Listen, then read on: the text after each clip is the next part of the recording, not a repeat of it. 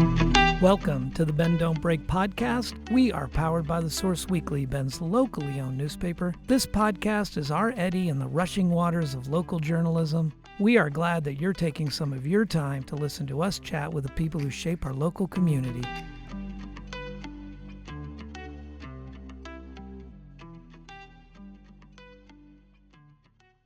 Thank you to our presenting sponsor, RE/MAX Key Properties, a family-owned full-service real estate brokerage specializing in residential, luxury, commercial, new construction, and ranch and land properties. Their new state-of-the-art facility at 42 Greenwood Avenue is a modern, collaborative space and the new home of the Bend Don't Break podcast recording studio. I'm Aaron Switzer, I'm the source of The Source Weekly, otherwise known as the publisher, and host of this podcast. Here with me today is Jeff Knapp, new CEO of Visit Bend.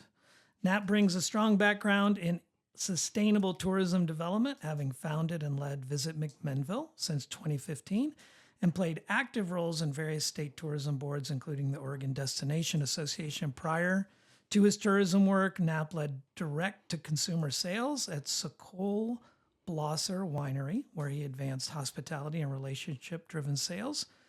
Jeff wakes up every day thinking of innovative ways to have positive impacts on community. With 25 plus years in hospitality and destination stewardship, he has found his home in Bend. When not building bridges, he enjoys standing waist deep in a remote river, listening to live music, and playing strategy games. Jeff, welcome. Awesome. Thanks for being here. I hope the rest of the podcast goes better than my reading ability there. I had, tongue's not working. You know, we'll get there. Okay. I think you did great. I don't know what the norm is, but well, they'll tell us. They'll just start throwing more hate at us. And no, actually, we don't ever get that. So it's great to be here. Yeah, thanks for inviting me. Yeah, what a pleasure. I just want to start by delving into Sokol Blosser a little bit. I mean, how old were you when you were working at the winery? Yeah. Goodness, how old was I? You don't have to, if that's embarrassing. No. I started working, I moved to Oregon 21 years ago. If you were 15 and underage, you don't have to I was in my 30s. Okay.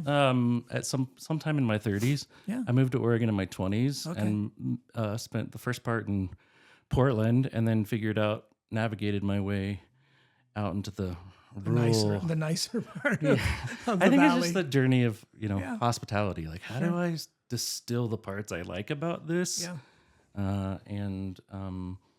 So that led me to wine and agriculture and sustainability. And so, what was your background that a winery popped up on your radar as like a thing to do? Well, I grew up in Kansas. And I've always just been interested in experiences. Yeah. And, from a young age, when I was a young boy, my grandpa owned a little hamburger stand. It was a brick and mortar called Mr. Swiss. More like Swiss? a food cart. Yeah, Mr. Swiss. Look it up. It's awesome. They're like the cool sort of 50s architecture. Yeah. But essentially, it was a really tiny one-man. Like, he did everything. He had the counter. Yeah. And he cooked the food, and he basically served food to these factory workers. This would have been back in the 50s, right? Yeah, McDonald's before McDonald's was cool. It totally looks like a McDonald's sort of knockoff. Yeah. Anyhow, my mom would drop me off there, and I would work. Well, he was babysitting me. Yeah. But I would be like a first grader making change. You were actually Mr. Swiss, cutting the cheese. Totally. That's where I learned I play with knives and my love of charcuterie.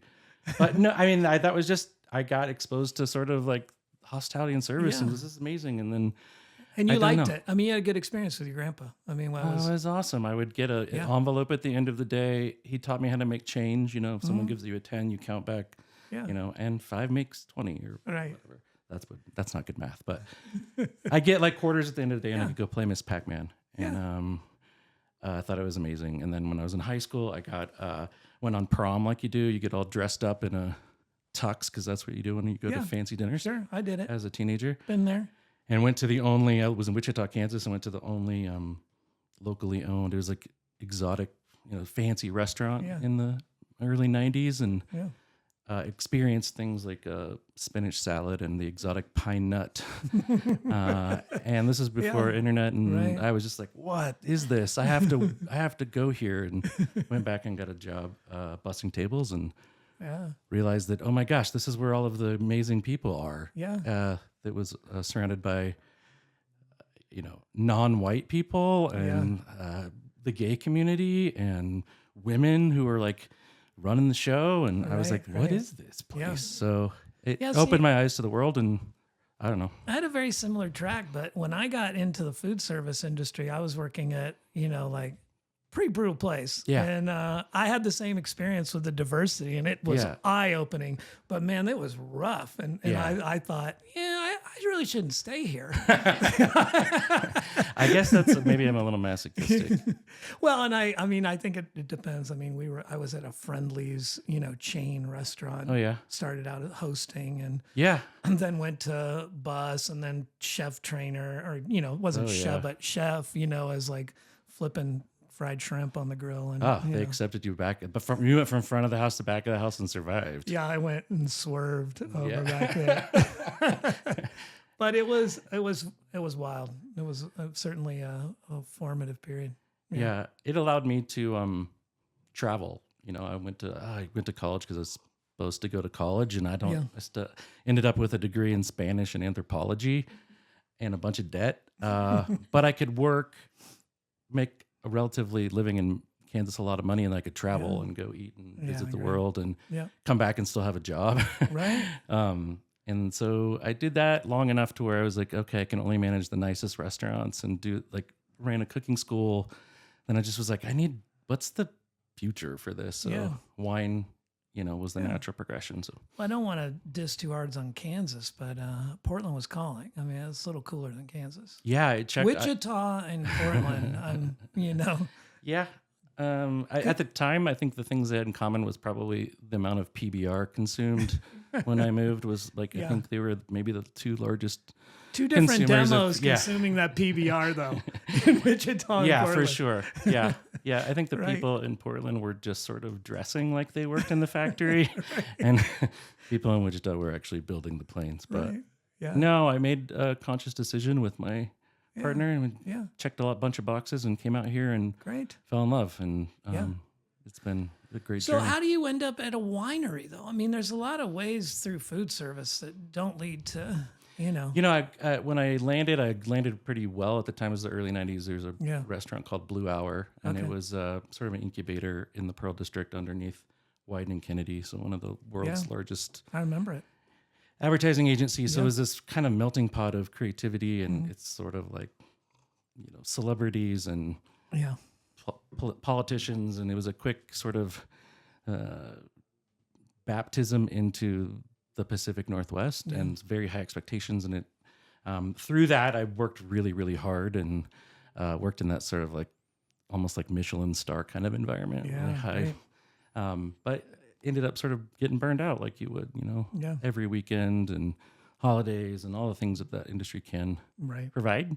And just said, what's next, So through that program, I became really enamored with wine. And my intention was to always move to Oregon to get into the wine business. But when I showed up, I was like, how would I afford to live? Like, there weren't a lot of jobs. So, I ended up sort of starting to take the sommelier certification. Did some of that and realized that being a sommelier was not I just wanted to learn about wine. I didn't want to be the most knowledgeable.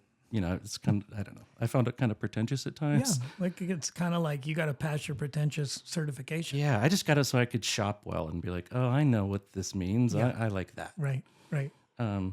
My friend and I, who were managing the restaurant and colleague, he both decided we were going to move. And he got a job and quickly hired me, and we moved to take over Sokol Blosser, which is one of the founding kind of 5 or 6 Oregon wine brands, and just brought a new level of hospitality. It wasn't happening kind of out there, and just sort of hit it at the right time, and got to build some really amazing programs and see an industry grow from under $1 billion to whatever, it's $8 billion a year impact now. So the one of the things that jumped off about your bio was then you founded Visit McMinnville? Well, I mean, or one of the founders? Well, I was the first employee, so Okay. the organization was stood up by some local business owners who, believe it or not, in 2013, the city of McMinnville didn't have a transient lodging tax, which is the funding mechanism which funds our work. So the taxes that our visitors pay for hotel rooms, et cetera, et cetera. So this industry had grown around the rural community. There's a lot of change happening, a lot of investment from around the world. And the businesses got together and were like, why aren't we, the city has a lot of needs. Like these dollars go to help fund city and build economy. And so, they got a tax pass and actually came and spoke with Visit Bend and said, like, how do you guys do what you're doing? Yeah. I think that's a neat synergy that the executive director at the time, Doug, actually came out and did the training and made that connection that someday would bear the fruit it has today. Absolutely. Yeah. And I was sort of founded on the framework and the foundation of a lot of hard work that Ben had put into standing up an organization.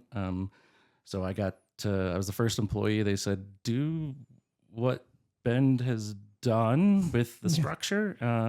I took the keys and said, all right, cool. We've got this amazing car. We'll drive it a little differently. Yeah. And through that, just fell in love with leveraging the visitor economy for benefiting the community. So it was really impactful, the work I got to do there. And that's why I'm really excited to be here because of the resources and the structure and all of the things that you guys have and have been doing to do just that. And I mean, for the transition for a lot of folks, especially, coming into Bend, you've got a high profile position, big history. At least you had the model to work off of. I mean, you're not probably good hire on their part. They don't have to start over from scratch with hey, this is how our Visit Bend model works. Yeah. Yeah. And Visit Bend has been operating, in the last decade, thinking not just about marketing and telling those stories and drawing visitors, which I know at one point was the sole focus, to really looking at their work within the law and standing up these really unique, innovative programs like the Bend Cultural Tourism Fund, Bend Sustainability Fund, and these grant programs and how they show up to again take those not show up as part of the community. Right. At the end of the day, that's the work that I was doing in McMinnville and trying to set up the programs to the degree that you had with the resources that we had grown. Yeah. But I think that I think for some people, I mean, Bend is a fast-growing, changing community. When I think back to when Doug had initially set out to form the Bend Cultural Tourism Fund, it was groundbreaking, in what was being done and the proposal to use, transient room taxes and trying to get, for listeners, I know this is a lot of acronyms and some, tax nuance, but I mean, in short, lodging properties pay these taxes with the understanding that you are going to promote the town in the hopes that they are going to get a return on their investment in heads and beds.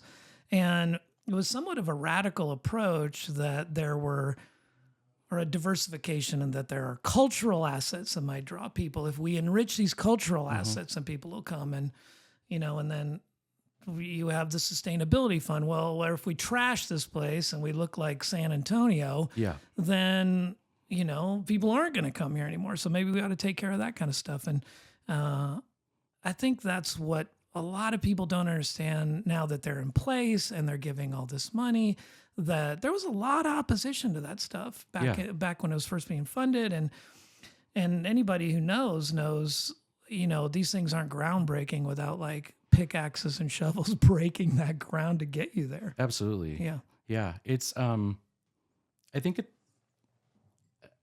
at the end of the day, we have challenges. Bend has challenges that are not, they have some unique challenges, but these are the resources that we have to figure out how to make communities work in Oregon. We all share that. Right. And there's certain constraints that opportunities and tools to drive. And I think a lot of people don't understand that transient lodging tax, or the revenue that visitors pay, the taxes that visitors pay, pays for, 70% of those dollars goes to fund police and fire for the community. Right. That's $14 million a year that local residents aren't paying out of their pocket, that visitors are paying. Yeah. So our efforts, that 30% or so, 35%, is really needs to be used in a balanced way, and it's not either one or the other. We wouldn't be able to do this great work for the community or support fire and general fund and all of those things without getting people here. So I think the development of thoughtful deployment of those funds, like how are we representing, how are we stewarding Ben's brand, and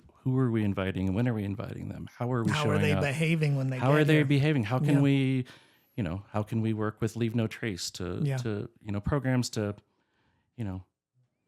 try to keep innovating and standing up and having conversations, and not playing defense. I think it's about education. The more people realize how things work, I think the more they'll get a clear picture of kind of the whole thing.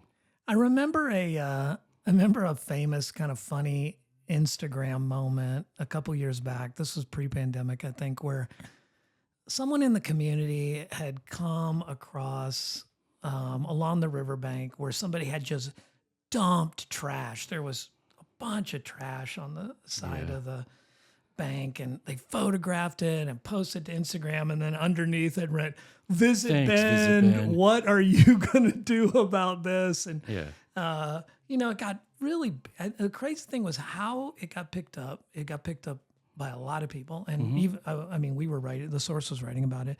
And the question came down to, well, who's misbehaving? It wasn't like the trash had tourist written all over it. And there was debate about this is locals use the river too. And, and there was that parsing. And again, like a lot of people who, and this certainly happens at our events, someone will bust a window and it'll be like tourist festival goers. And then you find out, no, that was, yokel local. Yeah. And, but you guys get pegged with a lot of that responsibility. Yeah. I think it's the easiest thing to do is the other, right? It's got to be this. And maybe it is sometimes. But when I see trashed trails or someone's dumped a sofa out in the middle of, forest land, those aren't, how much trash are visitors taking out? How many couches? How many couches are visitors bringing out? I'm sure visitors definitely contribute to use. Yeah. What I think the visitor economy has done is shown people how attractive this place is, and the amenities that we've grown consciously as a community over the years. Like different times they've made different investments in economic development to switch to lean in on tourism. At one time that was like the major generator, and I think we're in the fourth now or something. I think is where we're at. So I think what tourism does is create more usage and also attracts more people to live here. We've grown 30% in the last 12 years or something. So what we're seeing is a lot more people, and that's that change is real. So how do we show up? We show up for things like the Ben's Sustainability Fund to focus on helping with trailheads and access and making things, and making things more accessible. Switching a little bit here, you're coming into a new position, and then we find pretty shortly after you got here, they announced the sale of Mount Bachelor, which is such a massive part of what you guys market, what you guys do.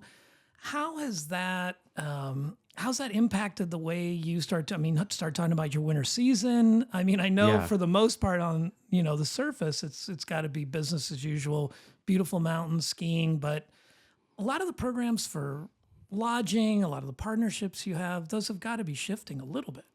Well, I think one thing, Bachelor is a critical component of our community. Yeah. It is a backbone in many ways. I'm blown away when people move here and they tell me they haven't been up there. And I'm like, that's odd. That is so odd. Yeah, that is odd. I would say that the majority of folks, I would say a large majority of the population, that's the reason why, or one of the reasons why they live here. Yeah, it's a door opener. Yeah, it is. So that being said, it is heavily used by the people that love it and that live here. Visitors only, seasonal visitors, we see 25 to 30% of our winter visitors are actually coming here for that. So that's, a third of our visitors. That means 2/3 are coming for other things, which is surprising to me. That's a surprisingly low number to me. Yeah, me too. I see it as opportunity, and we can lean in on that. But that's what the data that we have shows. That being said, it's really important. I think we have ability to grow it. I think that Bachelor is the 5th largest ski area in the country. It's such an amazing place. The sale's a critical thing. The community buyout is a very Oregon idea. I think is spirit at the core of it. And I think we support how would that look like? How would that work? It's hard for me to stretch my brain to those numbers. The amount of, I've tried to stretch my brain to the kind of hundreds of millions. And it doesn't get there. No. It doesn't get that far. It feels like it usually tops at like 50 million something. I'm like, once you're there, what's another 50? Right. I mean, I think the reality from what I understand and what I've talked to people at the mountain and historically involved is that, there's a lot of deferred maintenance, which is itself starting at millions, tens of millions of dollars. And at the end of the day, we need somebody that knows how to run a mountain. So if the community were to successfully somehow purchase the mountain, how do you run it? How do you run it? I love challenges. I love showing up to answer that question. With those kind of millions flying around, I'm volunteering myself if you need. Hey, if there's an angel investor out there that wants to come in, and I think it's great. I think it's fun to dream and think about. I think at the end of the day, regardless, we're going to end up in a better place. Yeah. And I feel that firmly. I think that I don't feel scared about the opportunity. I think whoever buys it is going to be able to come in and improve upon what's already been built. Yeah, I mean, everything's so speculative right now and there's so little hard information. But my understanding is that even with all its challenges, it's still a desirable property for the right buyer. Yeah, absolutely. That's what I've heard too. Well, I've talked to a lot. I had to show up and be like, well, okay, wow, this is happening right away. I'm going to get asked a lot of questions. So I have done a lot of talking and a lot of meetings around the community. And I think that it's a desirable property. From what I understand, it's been profitable and continues to be profitable. And if you think about if 20 to 30%, if it's only 30% visitors, that means that the community, it's profitable with heavy use by Bend and Central Oregon. So, how do we sustain that into the future? I think bigger. I think onto the getting into the climate change thing. How do we what happens when if in the future the season's shorter and we don't have that as such an asset? Yeah. So we think about the projects that they're doing up there for hiking and all the summer activity, and I don't think people even know mountain biking, zip lining, golf. I've played the golf course. It's crazy to throw off that thing. It's so cool, and I don't know how many people really. I don't know. At least Oregonians know how awesome it is in the summer. I was blown away this summer, and we opened the Bend Sustainability Fund partnered to open the new trail up on the summit with them, also to bring more access to the ability to summit with all of the traffic and the limited passes and things. So I don't know. I think there's a bright future, and I don't think there's anything to worry about. I think it helps the news. Helps giving us something to talk about. Fascinating. Yeah. I mean, it's a lot of conversation. A lot of beer drinking. Absolutely. And we need that. That's right. It's probably stimulating the craft brew industry. I bet. Yeah. Let's meet for beers to discuss this. I heard another thing about Bachelor. Let's get together. Yeah. So, yeah. Yeah. I've had definitely some rumored calls. Hey, we hear that Visit Ben's going to be buying Bachelor. What? Do you know how much that... That's great. We can address that rumor right now. Yeah, we're not buying Bachelor. There is a community event. I think it's December 5th. So coming up to the City Club's holding a forum. So I'll give them a shout out on this podcast that if you're interested in learning more, I think this is going to be a really interesting evening of some thought leaders sitting around having a conversation with people who know what they're talking about. Daisy Lehman's leading that, and she's one of the top people on that programming committee. So great. Great.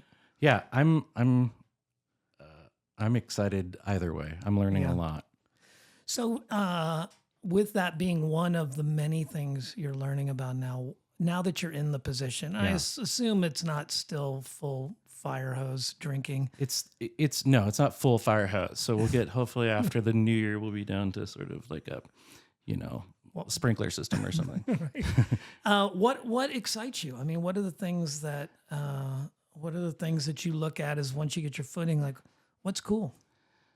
Oh man. I'm here bright-eyed and bushy-tailed, I've been coming here for the last 20 years. It's the place that I would come when I'm not working, to get over here to Central Oregon. So I spend a lot of time over here, and I'm a foodie, so I'm excited about the expansion of food and beverage. The beer scene's amazing, clearly, but there's so many other craft beverages and wine and all of those things. The amenities keep growing. So many wineries coming in. Yeah. Is that did you have I don't. I think it's a natural progression of kind of all growth. you wine people are flowing over here. There are. Yeah. I mean, it's easy to see the connection. And it's so close too. I mean, at the end of the day, that's my favorite trip. And I think anywhere is going over the pass from the valley, from McMinnville over to here. It's the easiest, most beautiful thing. And you can be like 3 hours, you're in a completely different world. But I just think, I like building things and thinking about sustainable methods of achieving goals. And I think that Bend is poised. It's scary. Change is really, really scary, and it's growing. But I think you have a lot of smart people around the table making good decisions about, how that happens. You have a lot of resources. You've got, clearly amazing ecological assets, which are amazing, but you have things like the airport in Redmond that are doubling and expanding. You've got investment from outside industry. You have potential people looking to expand sports and arts and culture. And, at the end of the day, I just see a lot of opportunity. And it's, that's this transition from medium-sized community to a bigger community to, the projected growth is big over the next 20 years. They're projecting like 65%. And they're always under project. Yeah. Especially for Ben. Their projections are always a little on the short side. Yeah. And they're like, whoa, we grew X amount over that, surprise. Yeah. And its velocity is pretty high. Yeah, it is. But I also think that you have a lot of, one of the things I'm really impressed with, my wife's in grant writing and nonprofit work, and there's people that are showing up with resources and with to help. There's a lot going on. So I think the challenge for us is communication. How do we, what you're doing, this type of thing is super important. Like, how do we make sure that people are aware of all of the opportunities, challenges, et cetera, and have real information? Yeah. That's we could go deep on that. Yeah. Because it's so fractured, and it is hard to, get everybody under one tent and push that. But you're in marketing. That's your strong. Well, I think we're showing. We're in a media company. You market, so we're probably the ones to blame. Well, I think it comes down to communication and relationships, right? Yeah. How do we show up? How do we show up as a community? How do we show up as a nonprofit? How do we show up? And let's have a conversation. Yeah. Yeah. And I just think that there's been a lot of hard work done before me, and I get to stand on the shoulders of the pitchforks and the shovels and the fire. And right now I feel it's the pains of growth. It's change management. Whether you're, what I think growth-wise also, we think about Bend in a bubble. What I can say is that you have the most progressive DMO, the Destination Management Association or Stewardship Association, which is what our work is in the state. And that's not because of me.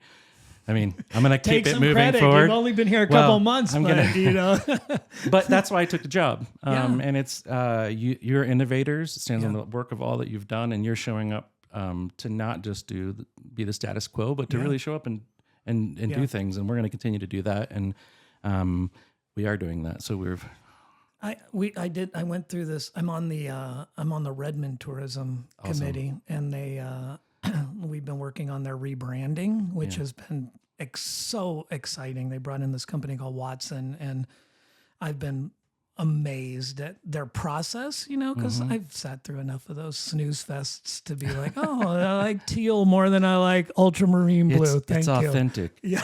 Right. But their process was really cool. But the thing I remember about it, and I've been able to apply this to a lot of instances and when talking about Bend as well, is they did all this big word salad. And would you say this about Redmond or would you not say this? But would you say this about Redmond or would this not apply? And they threw out bold. Would you say Redmond is bold? And we all got a different word, and I got bold. And man, I had to sit there for a while, and I realized, like, for their space, they were never afraid. That community is not afraid to change. They are change oriented, and I think it's very true for Visit Bend. I mean, Visit Bend has certainly been a community hot point, or has been very bold. And anytime you're going to be bold, you're going to have conversations about you. Is this appropriate? Is this inappropriate? Should we be spending this money? But that has been just the hallmark of that organization, and why I think it has been so successful is that I don't think that Doug or Kevney were ever, while they may have been fearful to themselves when they had an idea, they pursued it, and you get to inherit that car, like you were saying. Yeah, I take it. I look at it also maybe more like a fragile porcelain mouse that I'm.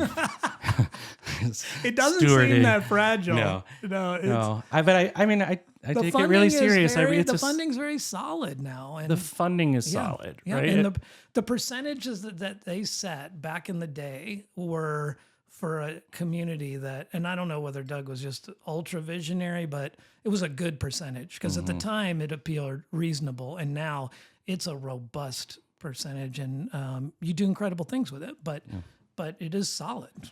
Yeah, and we have solid funding. Yeah. We have solid team. Our team is incredible. The Visit Bend staff is amazing. The fragile mouse. Sorry. I love it. Well, that's what sometimes I think about it. I'm gonna go. Fragile this little mouse. Fragile. I just think of it as a sacred thing, right? I feel a lot of responsibility. What we do, I think, is service, and I think that's the connection for me. Like, I realize that whether I'm at my grandpa's burger stand or bussing a table or running a winery, what I liked about that was service. I love showing up and listening and then finding that thing that people liked and making recommendations or making that experience great. And I can have had this unique, maybe it's not unique, I don't know. It wasn't a clear path to take all those skills, food, art, film, all the things that I did, and use those to get involved with government. That is unusual. It is. I I feel like we get to sit at those tables, hopefully as trusted voices to let's talk about balance. Like, what if we didn't have Mount Bachelor? What if we didn't have the amphitheater? What if a lot of people, it's changed, things are busier. Maybe there's more traffic, but you also didn't have insert whomever. Sting wouldn't be coming to town in May. Right, or the scale of the restaurants that we have now, the diversity of the culinary options is incredible. We didn't have wineries. Yeah. Or wine people. Jury's still out on that, but we'll get back to you on that. Little suspect. Well, we are at the end of our cast. This was painless. Well, that's how we try to make it. Okay. This was talk fun. The election, if you want to dive in, we can get in. I think that's definitely what I want to do. That's right. You know what Visit Bend needs. Right, that's right. We'll put it all on the record. Jeff, anything you want to say to folks before? Actually, I'll do a little plug for the Bend Sustainability Fund. So Bend Sustainability Fund is that large pot of grant dollars that we put back into stewardship programs for the community.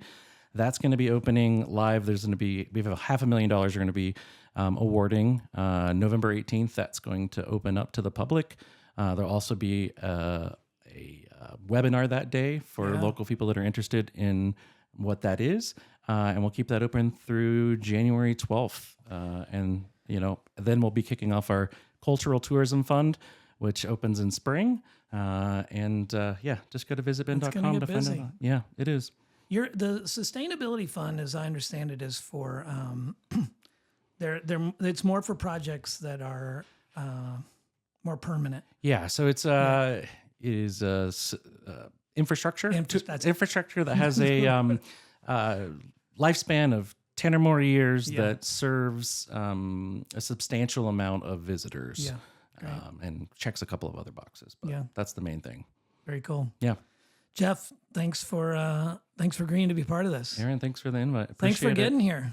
Hey, what a great day to ride a motorcycle. It was a great day for that. Right. This has been the Bend Don't Break podcast. If you like what you heard, become a Source member. It helps us do more cool things like this and talk to folks like Jeff. Jeff Knapp, CEO of Visit Bend, has been our guest. Thank you for being here. Thank you. Thanks, Ben. You've been listening to the Bend Don't Break podcast, powered by the Source Weekly. To read, hear, and see more of what we do, go to bensource.com.